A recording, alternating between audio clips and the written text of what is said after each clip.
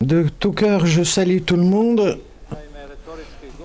Chaque discours contient les salutations d'abord, ensuite vient captatio benevolentiae, demande de la bienveillance de ceux qui écoutent. Je vais vous raconter une anecdote, peut-être une légende, quelque chose qui n'est pas vraiment vérifié. Quand je venais ici, quelqu'un me demandait « As-tu le trac ?» J'ai dit « Un peu le trac, un peu de trac est bon parce que le trac est le signe que nous respectons ceux qui nous écoutent. S'il n'y avait pas le trac, peut-être il n'y avait pas le village de la mer. Comment? Alors j'ai dit, écoutez, vous verrez, vous saurez. Selon une légende, une histoire qui n'est pas vraiment vérifiée, l'inspiration pour la création du village de la mer, le père Slavko a eu reçu d'un musicien, pianiste Mauro Harsch. Il vit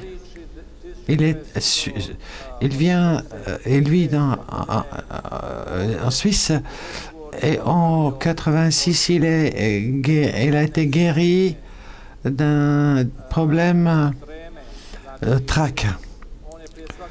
Avant chaque concert, il est pianiste, il a eu un tel trac que ça l'a toujours bloqué. Et en italien, on dit l'anxiété avant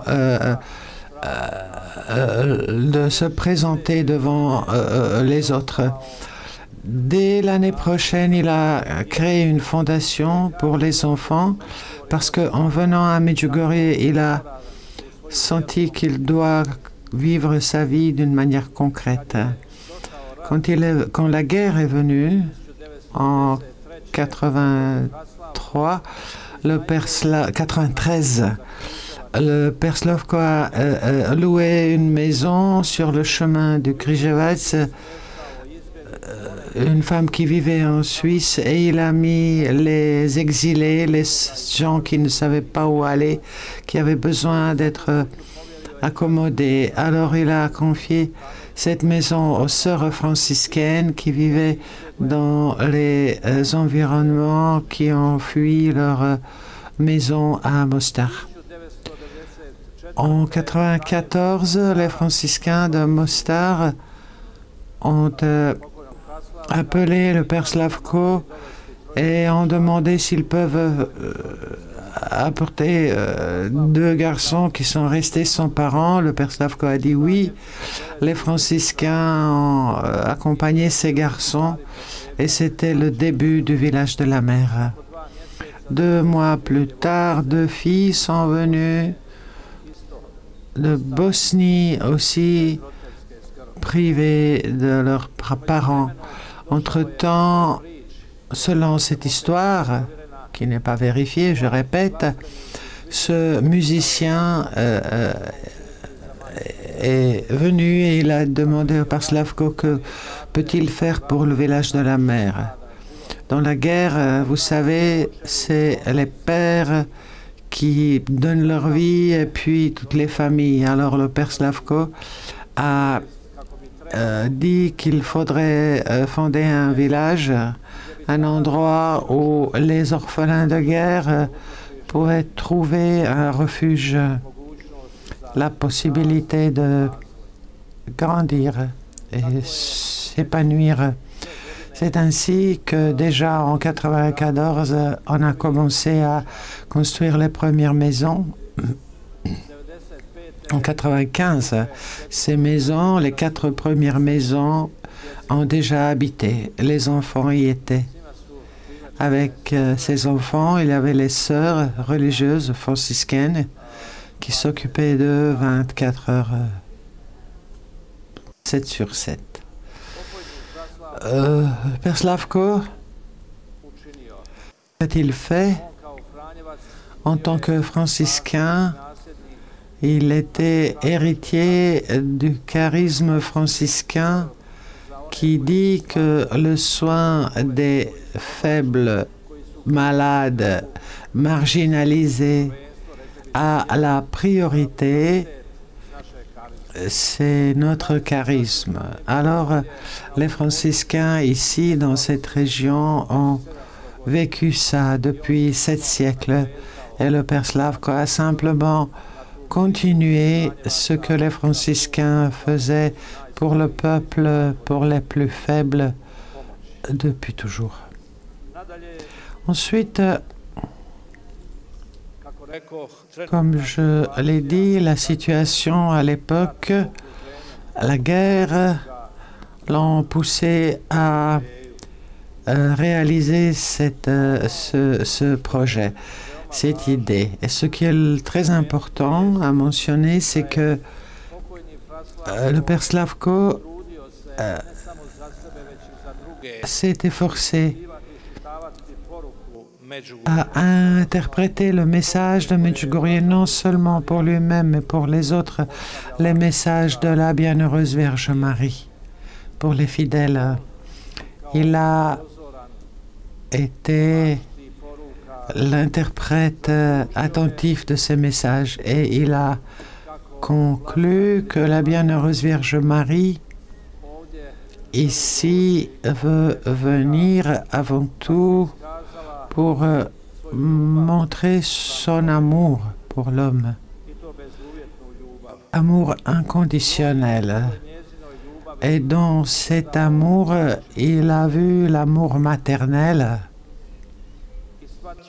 Il a compris que cet amour doit être une force, le moteur de l'amour qui accueille et aime l'autre. Il a compris que cet amour est la condition qui permet la vie. Cet amour est le moteur du combat contre la destruction et la mort. Si l'amour maternel manque, il y a la violence et l'esprit de destruction. Dans une lettre au bienfaiteur, il écrit que l'idée qui porte ce village qu'il est en train de construire doit être dans l'esprit de la Vierge. Et son esprit, c'est l'esprit maternel de amour, miséricorde, simplicité, humilité, aider les autres. Son amour, c'est l'amour maternel qui crée des conditions pour la vie. Et la mère des vivants combat contre la destruction et la mort. Elle cherche des collaborateurs qui vont penser, agir, servir dans son esprit en créant des conditions pour les autres qui sont dignes de la liberté humaine. Le Père Slavko, des messages de la Vierge, a trouvé cette pensée qui l'a poussé à créer un lieu, on dit un village où on protège la vie, où l'on prend soin de la vie, de la conception jusqu'à la mort naturelle. Et c'est pourquoi dans ce village, au début, il y avait une maison pour les jeunes filles célibataires, enceintes, mères. Vous savez que pendant la guerre, le viol est une arme. Alors il y a eu des filles qui étaient violées et qui sont tombées enceintes, pouvaient venir au village de la mère, mettre l'enfant au monde pour le reprendre ou le laisser. Ensuite, le Père Slavko a imaginé des petites maisons pour les orphelins qui peuvent y vivre, s'épanouir, développer le sentiment d'appartenance, d'être accepté, aimé et pouvoir y vivre. Ensuite, le Père Slavko a eu s'est occupé des enfants avec des handicaps. Pendant un temps, il y avait une maison pour des enfants avec un handicap et la chronique du village de la mer nous dit qu'un jour, il est allé à Split visiter une institution pour ouvrir une telle maison au village de la mer. En 99, le père Slavko a fondé aussi la communauté du Père miséricordieux pour des hommes qui ont qui sont dépendants à la drogue ou l'alcool. Il disait chacun doit avoir la chance pour recommencer, revenez au Père du ciel. Revenir au Père du ciel. Le père Slavko a eu l'intention aussi de fonder une maison pour les personnes âgées. Il voulait ensuite faire le plein cercle de la naissance, de la conception jusqu'à la mort naturelle. Ainsi, il a voulu faire une sorte de miroir pour tous les fidèles, tous les pèlerins qui pourraient y voir comment on respecte la vie et comment on met en pratique le message de la Vierge. Aujourd'hui, le village de la mer, c'est avant tout le projet pour donc la protection de la vie humaine dans toutes ses phases. C'est une institution qui éduque les enfants préscolaires. Donc il y a un jardin d'enfants et puis aussi les enfants privés des soins de leurs parents. Le père Slavko a voulu que ces enfants du village de la mer ne restent pas dans un ghetto, enfermés dans une maison à part, mais qu'ils soient intégrés dans la société, être socialisés, contacter leur père. Et c'est pourquoi il a ouvert ce jardin d'enfants où les enfants du village de Medjugorje fréquentent les enfants du village de la mer.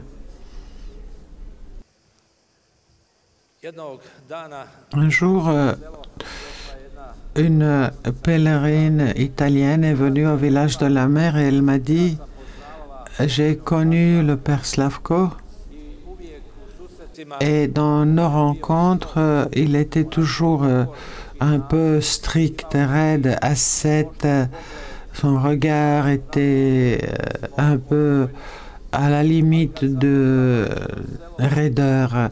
Mais quand j'ai vu le village de la mer, j'ai connu l'autre côté, sa dimension tendre, ses émotions, son âme, son cœur pour la personne en détresse. Le père Slavko n'a pas seulement interprété les messages de la Vierge, il a très bien compris le cœur même de l'Évangile. Quand nous lisons l'Évangile, nous voyons que Jésus met toujours la personne humaine au centre. Il est la réponse concrète de Dieu aux besoins de l'homme, ses détresses, ses peurs, son sentiment de manque de sens, l'expérience d'être condamné, déshumanisé. Nous trouverons tout cela dans la personne de Jésus. Si nous regardons l'Évangile, nous verrons que Jésus prend toujours la personne de la margine et la met au centre et guérit ses blessures. Mais en guérissant ses blessures, il lui redonne la dignité, l'intègre complètement dans la société. Et en guérissant son corps, il guérit son intérieur, ses blessures. Il demande « Que veux-tu que je fasse pour toi? Quel est ton besoin? Que veux-tu » Et chacun veut être vu, s'éloigner de la margine, de sortir du marginalité, que quelqu'un l'aime, que Dieu le remarque. La personne qui souffre pour nous, chrétiens, est le sacrement de la présence de Dieu.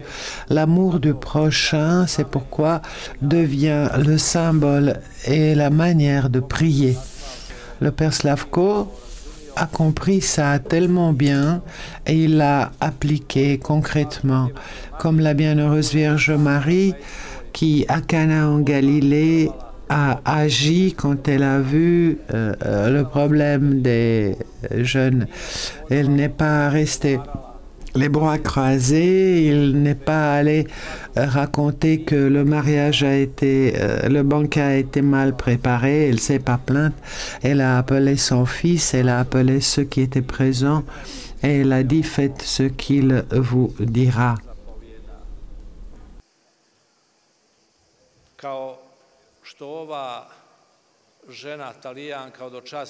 Comme cette femme italienne pèlerine qui ne pouvait pas comprendre le Père Slavko jusqu'à ce qu'elle ait vu le village de la mer, ce phénomène de Medjugorje ne peut être compris si on ne voit pas, si on ne comprend pas le message du village de la mer. C'est pourquoi l'archevêque Rosaire, après avoir visité le village de la mer, il a dit « Chaque pèlerin qui vient à Medjugorje devrait visiter l'église, l'espace autour de l'église, mais il devrait aussi venir au village de la mer, parce que le village de la mer, c'est l'autre versant de la même médaille. » Chers frères et sœurs, j'ai du mal à parler du village de la mer. Je suis peut-être le plus ancien orphelin du village de la mer. Ma mère y a vécu pendant 20 ans. Je suis aussi le directeur. Je ne sais pas où est la limite entre le personne et le professionnel. J'aime le village de la mer, mais je ne veux pas l'idéaliser. Je ne dis pas que tout est idéal, tout va comme il faut, mais nous cherchons à suivre cette intention de la fondation, du fondateur. Aujourd'hui, nous allons entendre le témoignage d'un ancien bénéficiaire qui est devenu prof. L'année dernière, un autre est devenu médecin. Je ne dis pas que c'est l'usine des médecins et des profs. Nous en avons un qui est en prison, à la prison. Mais ce que je veux dire, le village de la mer ne l'abandonne pas. Et ça, son émotion pour le village de la mer demeure. Il s'est adressé à nous pour l'aider. C'est pourquoi je dis ce phénomène de Medjugorje ne peut être compris dans son intégralité si on ne comprend pas l'aide concrète de la personne en détresse, cet acte de foi et de charité qui se vit dans cette forme d'une manière particulière à Medjugorje. Alors je laisse la parole à Marian Tustonia qui est prof, alors il nous expliquera tout à la manière d'un prof.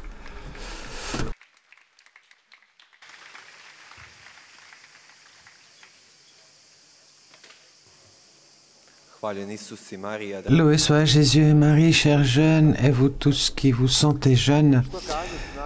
Que dire après le Père Dragan et ses paroles au sujet du village de la mer? Je suis conscient de l'heure, je suis conscient de la chaleur, alors je serai bref. Il a mentionné une parole essentielle, c'est l'amour. Et le village de la mer, c'est ça, c'est le fondement, est fondé sur l'amour. L'amour, c'est le Père Slavko a essayé à inculqué à tous les éducateurs qui travaillent avec les enfants 24 heures, 7 sur 7. Je suis né en 94. En l'an 2000, frère, ma sœur, mes parents, nous avons vécu dans un village en Bosnie. En l'an 2000, mon père a commis le suicide. Dans cette situation, ma mère n'a pas pu gérer la situation. Mon frère et ma mère, grâce au curé du village, se sont trouvés au village de la mer. Moi aussi, je devais y venir en 2000. Mais vous savez, enlever les enfants à la mère, tu lui as enlevé sa fonction la plus importante. Elle ne pouvait pas le supporter. Elle voulait qu'au moins un enfant reste avec elle, alors je suis resté avec elle pendant encore 1 an. Donc, je viens ici en 2001. Je viens au village de la mer. Cette année, je me souviens, c'était l'été, c'était au mois de mai en 2001. Je me souviens de prendre la voiture de mes cousins.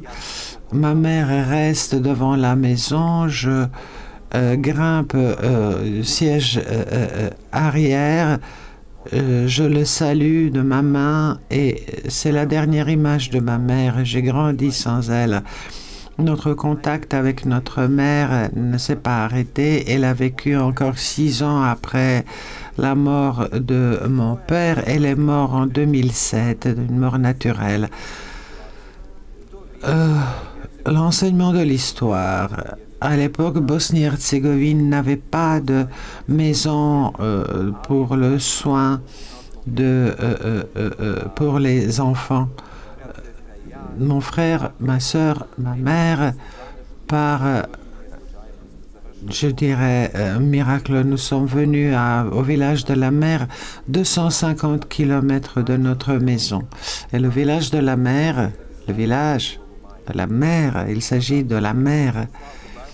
Et puis le père Slavko Barbaric, je dirais, c'est le père, d'une certaine manière, des enfants qui ont vécu au village de la mer. Mais le miracle de tous les miracles, c'est Medjugorje, le lieu où la Vierge apparaît. Nous avons eu la possibilité, quelles que soient nos difficultés imposées par la vie, nous avons eu la chance de perdre nos parents biologiques. Nous avons vraiment perdu nos parents, mais nous avons reçu la mère Marie, mère du ciel, et le père qui est maintenant au ciel, notre Slavko Barbaric. Ensuite, je voudrais dire, grandir au village de la mer, c'était pas mauvais d'une certaine manière. La perception de notre entourage, c'était pas mauvais. Ils nous ont accueillis tels que nous sommes. On n'a jamais senti la différence entre les enfants qui grandissent au village de Medjugorje et ceux qui grandissent au village de la mer. C'était le but de l'action du père Slavko, intégrer les enfants privés des soins de leurs parents dans la communauté locale, ici à Medjugorje. Le chemin, donc j'ai fini l'école élémentaire, le lycée. Mon frère et sœur étaient là avec moi tout le temps. Ils sont un peu spécifiques, ils ont des difficultés intellectuelles tous les deux. Alors la perception de leur entourage et de leur vie est différente. Et mon regard sur eux et sur leur vie. Il y a 4 ans, mon frère nous a quittés, il est mort dans un accident et je me suis posé la question. J'étais fâché avec Dieu. Pourquoi toutes ces choses m'arrivent? Pendant 1 mois, j'ai pas parlé à Dieu, je suis pas allé à l'église. Je me suis dit, je ne mérite pas ça. Je ne pouvais pas tenir. Au bout d'1 mois, j'ai manqué la présence de Dieu et j'ai compris que tout arrive avec une raison. Et ça aussi. Aujourd'hui, avec ma sœur qui est là quelque part, je vis comme je peux, de meilleure manière. Quel est le but de la vie? Le but de la vie, c'est laisser une trace sur cette terre. On dit que la force d'une source est dans les petites gouttes qui tiennent ensemble. Marianne, Martina, Josip, Dario, Vidan, etc. Nous sommes tous des gouttes dans une source qui s'appelle Village de la Mer. Sans le Village de la Mer, je ne sais pas ce que je serais devenu. Comme le père Dragan a dit, je me trouve aujourd'hui au carrefour de ma vie. Dieu, peut-être c'est pas bien dit, Dieu enlève entre guillemets quelque chose et nous bénit d'une multitude de manières, d'une autre manière. Croyez-moi, ma vie, elle n'est pas différente de votre vie, car Dieu donne à chacun une croix dans la mesure où il peut la porter. Ma croix est comme la vôtre. Quel est le sens de cette croix? Nous devons prendre la décision de la porter. C'est ça la vie humaine. Quelle est la vie humaine par rapport à la vie que nous aurons après? Alors prenons notre croix et soyons vraiment ceux qui montrent notre Dieu, qui montrent la Gospel, Sainte Vierge. Soyons témoins de tout ce que nous vivons chaque jour, car rien n'est par hasard. Merci.